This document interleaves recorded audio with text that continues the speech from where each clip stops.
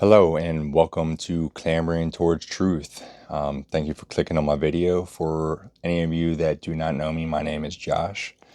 Um, this video is for those who are kind of going through a hard time.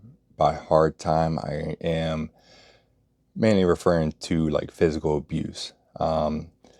If you have not watched any of my previous content, I did briefly go through like my traumas.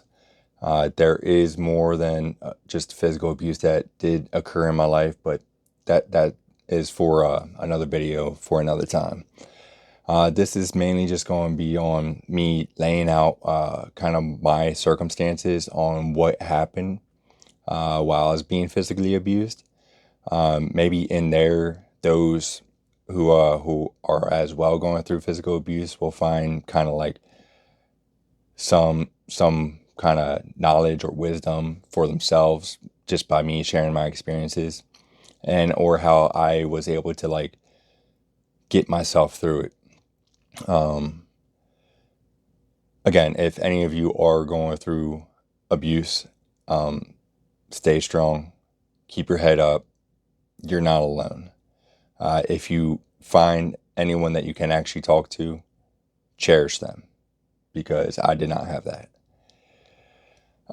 So let's kind of go ahead and get into it. My mom's boyfriend at the time was beating me from the time I was 8 till the time I was like around 11.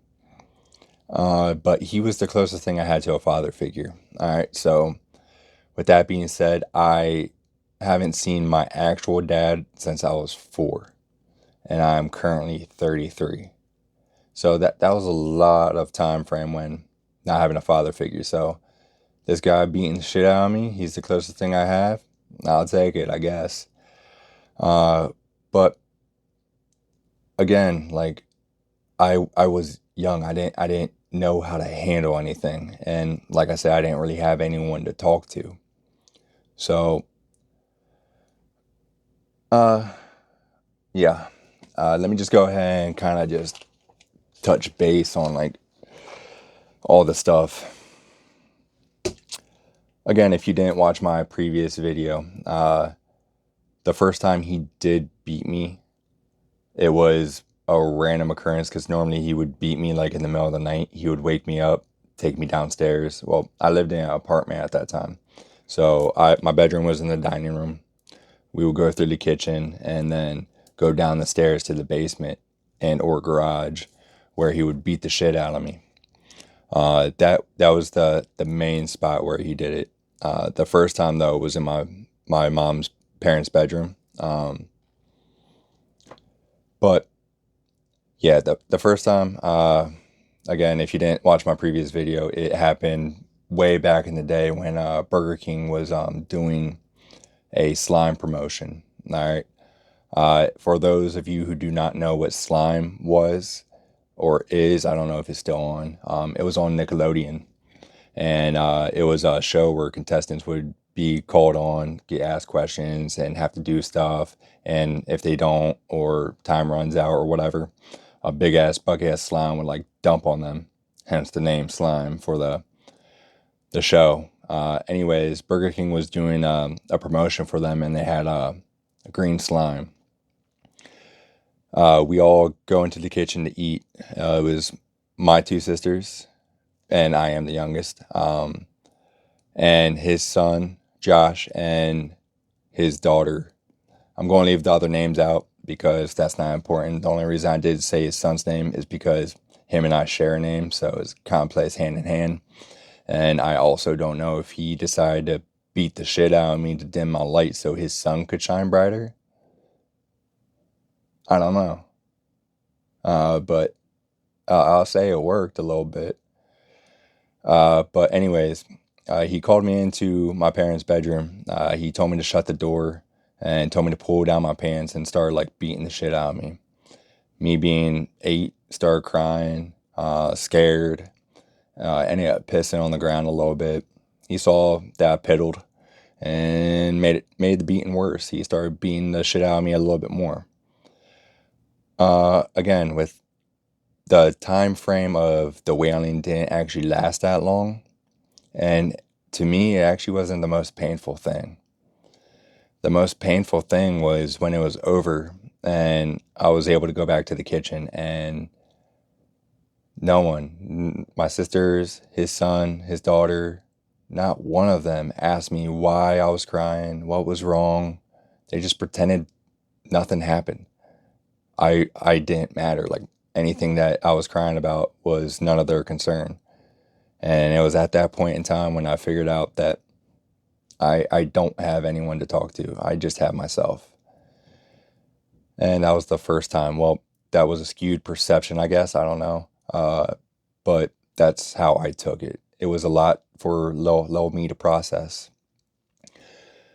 All right, well, that was the first time, and that was the weird occurrence where it happened during the daytime when other people were awake. Normally, like I said, it would happen at night. He would wake me up out of bed, and what, midnight, whatever time, and take me downstairs and start beating the shit out of me.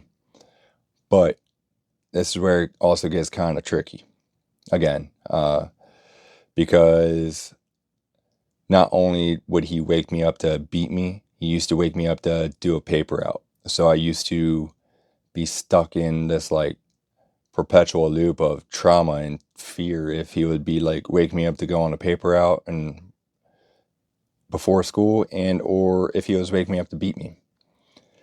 Sometimes I would sit there, or my bed, lie there, barely awake, kind of like closing my eyes, looking through my eyelids, pretend that you're asleep, barely breathing, barely breathing. Like, I mean, I'm not even like moving the sheet, barely breathing, because I didn't want him to see the sheet and think that I'm awake once he saw it moved and rip me out of bed, because I didn't know if I was going to get beat or if I had to go run the paper out.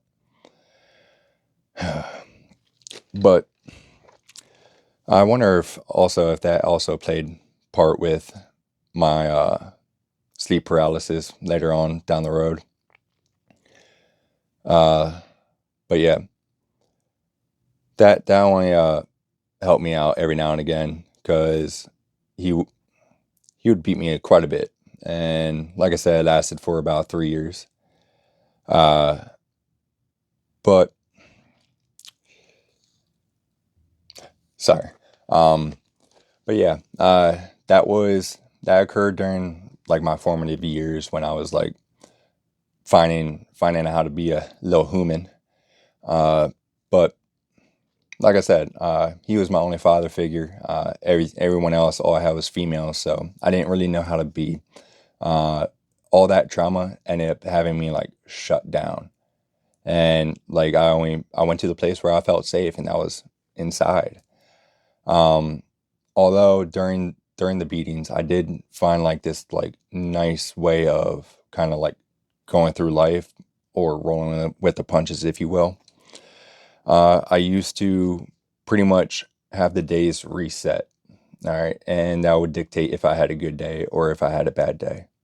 So let's say someone did something terrible to me the day before, my day would reset the next day, and I would allow them to have a different chance or another chance to change how they act towards me or how I respond to them. Um, almost almost 100% of the time, no one ever changed, and including myself, because I was traumatized. I didn't know how to process anything. With that being said, me not knowing how to process anything, me not having anyone to really talk to, and me living in my internal landscape, I went for escapism, any type. Uh, but I it didn't help. Escapism doesn't help. You have to deal with the things that occurred. But with that being said, when you do look back and look for the silver linings, whatever it may be, like, take it for what it is, for what it's worth, because I don't know why he hit me. I don't know if it was just to dim my light to have his sun shine a little bit brighter than me. But whatever it was, all I know is that I didn't want to be like him. I didn't want to grow up to be that kind of man. I didn't want to hit kids. Like, if that's the only silver lining I can find, that's good enough for me. All right. You're not going to know why everything happens to you. That's not for you to know. That's God's plan. Like I said in my previous video, no matter my traumas at all, if the world would reset and I would have to go through everything again, I would try to systematically have everything that already occurred take place again, because I'm glad about the mindset that I have now. Post-traumatic growth is a real thing. Okay. You can't be scared to like dig into your shadow. All right. That's where a lot of your blessings hide. Um, all right, hold up. All right, I'm back. I'm sorry. My inner perfectionist is dying right now because when I lose my train of thought, I start getting like kind of flustered. And I'm obviously new to this, and I know I will grow as I am getting along with the videos. But to get back to my point, when you want actually like when you start going through all your shadow work and everything, the reason why it's so important is because after the event happens, it no longer exists. The only thing that is real is the present moment.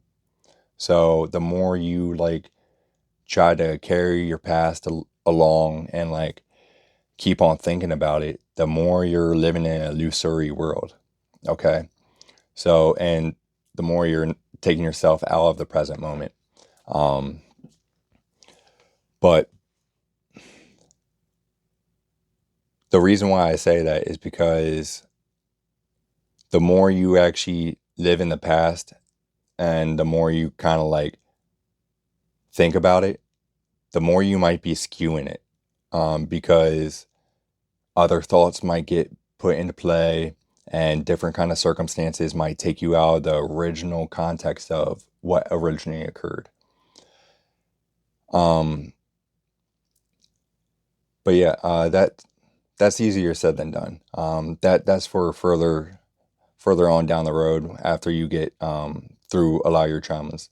But while you are in it, some dissociation is actually helpful, okay? Where you can kind of compartmentalize the shit that is taking place, especially if it has happened at a quick pace. Um, Being able to like step back and like take things as you're able to like resurface them, but you have to make sure you resurface them, okay? If you keep it suppressed, that will lead to disease, or dis-ease, if you will. Uh, but yeah, I don't really know where else I really want to go with this. I don't want to take up too much time. And yeah, especially because I'm somewhat drawing a blank. But yeah, just try to find a way to like deal with all the circumstances that took place in your life. If I have to really give any kind of advice, try to live in the present moment. Try to take shit as it comes, because no matter what, people are going to judge you. People are going to criticize you. All you have to do is know where you who you are to yourself, because that's all that matters. Okay. Right there. I'm going to leave it right there. So yeah, stay strong. Keep your head up. I love you.